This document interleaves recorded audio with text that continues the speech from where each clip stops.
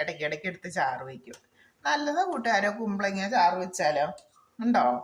എന്നുവെച്ചാൽ കുമ്പളങ്ങ ഇങ്ങനെ നമ്മൾ ചെറുതായിട്ട് ചെറിയ ചെറിയ കഷ്ണങ്ങളായിട്ട് ഞാനങ്ങ് ആദ്യമൊന്നും പിടിക്കാൻ മറന്നുപോയി. ഇപ്പം അരപ്പൊക്കെ ഇട്ട് കടുക് താളിച്ചപ്പോഴോർത്ത് വീഡിയോ എടുത്തില്ലോ. എന്നാ ഭയങ്കര ക്ഷീണമായിരുന്നു കൂട്ടുകാർ. എന്താണെന്നറിയില്ല,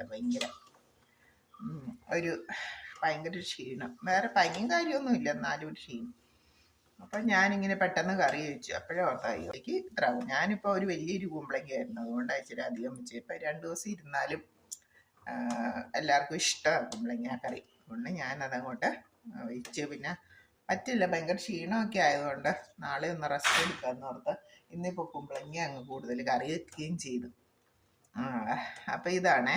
ഇപ്പോൾ നമ്മുടെ കറി അരപ്പിട്ട് കഴിഞ്ഞ് നമുക്ക് കുമ്പളങ്ങ കറി ചാറ് നന്നായിട്ട് തിളച്ച് വന്നു. ഇനി നമുക്ക് കടുകും കൂടെ താളിച്ചിട്ട് കഴിഞ്ഞാൽ നമ്മുടെ പണി തീർന്നു. നമ്മുടെ കറി അരപ്പിട്ട് കഴിഞ്ഞ് നമുക്ക് കുമ്പളങ്ങ കറി ചാറ് നന്നായിട്ട് തിളച്ച് വന്നു. ഇനി നമുക്ക് കടുകും കൂടെ താളിച്ചിട്ട് കഴിഞ്ഞാൽ നമ്മുടെ പണി തീർന്നു. ഉണ്ടോ? ഇത്രയും ചാറില്ലെങ്കിലും കുഴപ്പമില്ല, ഇച്ചിരി കൂടെ ചാറ് കുറച്ചായാലും മതി. ഇനി നമുക്കേ കടുകും കൂടെ താളിച്ച് നമുക്ക് ഒഴിച്ച് കഴിഞ്ഞാൽ നമ്മുടെ കുമ്പളങ്ങ കറിയുടെ പണി തീർന്നു കൂട്ടുകാരെ. അപ്പം നമുക്ക് കടുക് താളിച്ചിടാം. കുമ്പളങ്ങ നന്നായിട്ട് തിളച്ച് വന്നല്ലോ, കടുക് താളിച്ചിടാം.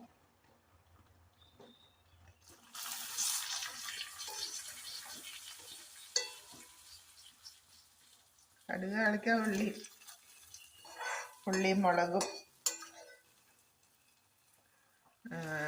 ലേശം